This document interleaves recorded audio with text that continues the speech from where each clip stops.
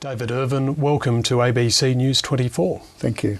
Firstly, can I get an idea of how the work of ASIO has changed over the past decade?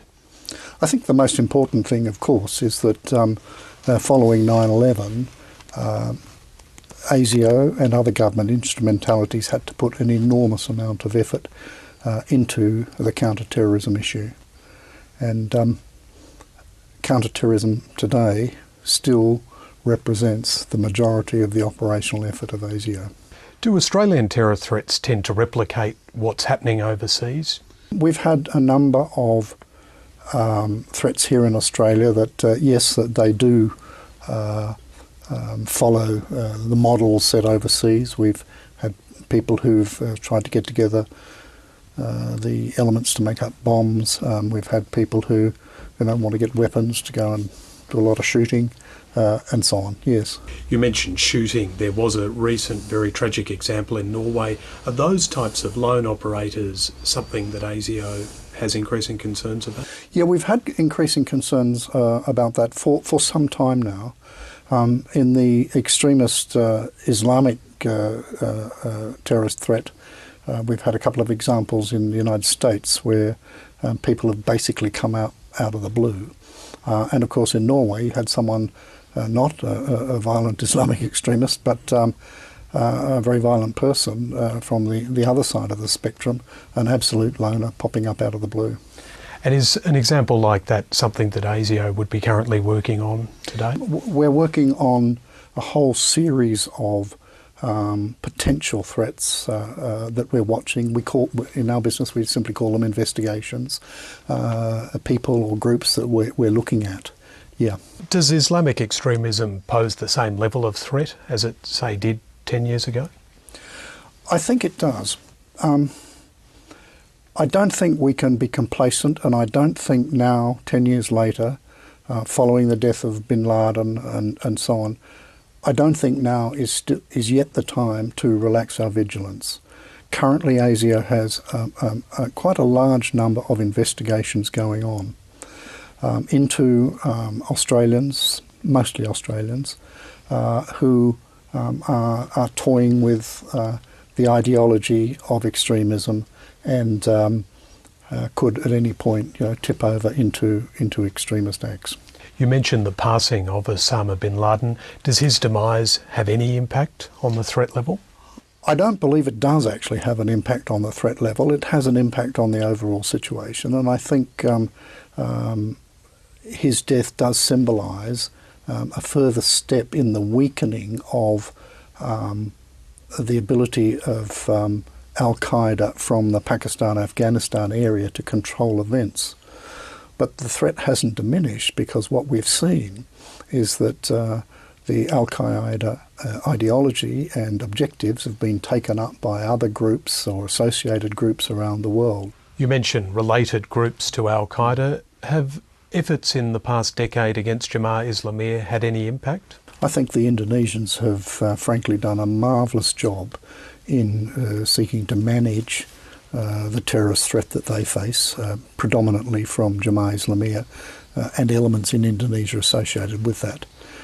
And by managing that, they're actually doing both themselves but also Australia a great service. Indonesia gets talked a lot about also in terms of the boat arrival question.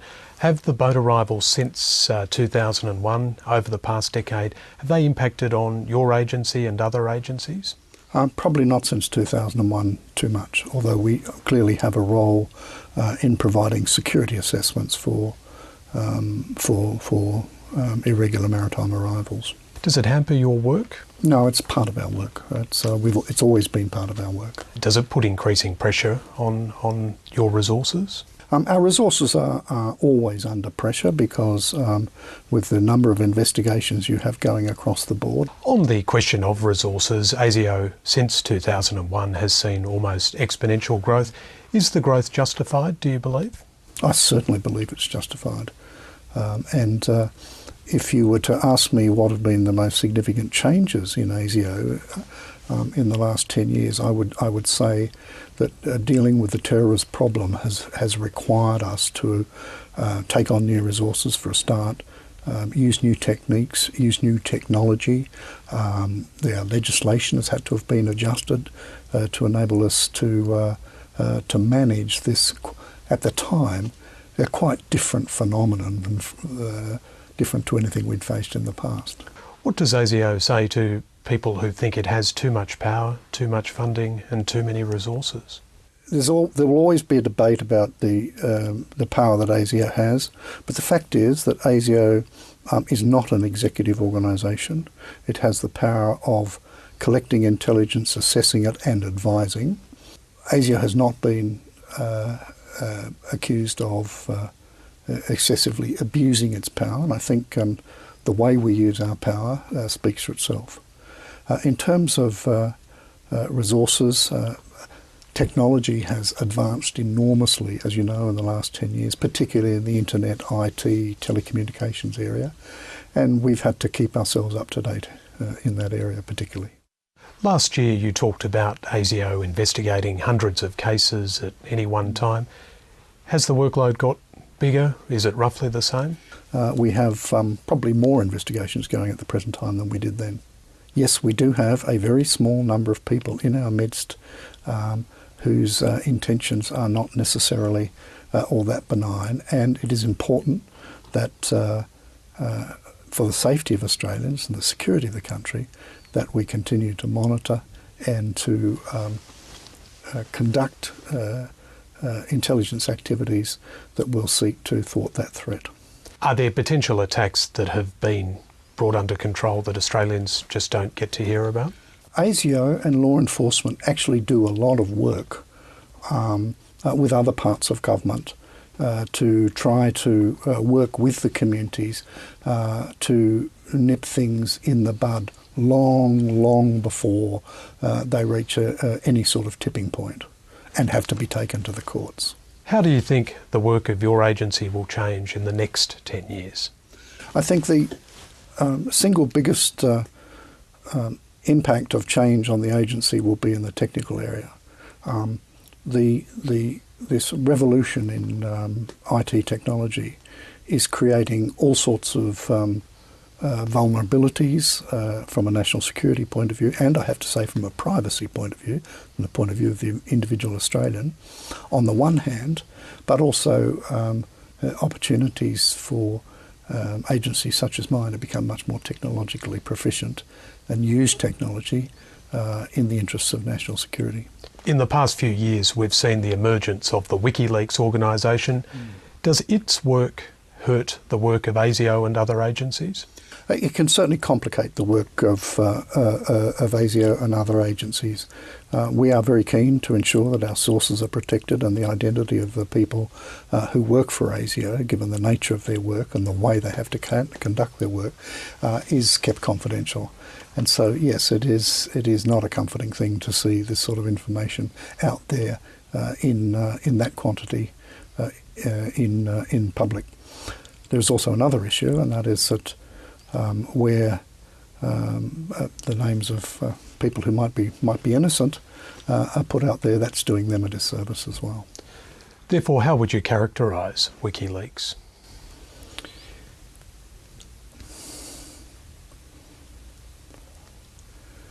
A modern phenomenon that we're going to have to learn to live with in some form or other. And you think it'll continue to be a nuisance? While, not just WikiLeaks itself, but while we live in an internet data-rich age, the possibility of information slipping out into the public domain that shouldn't really be in the public domain is always going to be there. Finally, can I get you to reflect on September 11 itself? What would you like Australians to be thinking about on this anniversary? I think September 11 really has to remind us that a lot of people were killed unnecessarily in the name of a distorted religious ideology who shouldn't have been killed. And not just 9/11, of course. We have to think very hard about the families and friends of people who were killed in 9/11, who were killed in Bali, and who were killed last week in the UN bombing in Nigeria. I think that's one of the things that really hits me when I think of 9/11. David Irvine, thank you very much for your time. Thank you.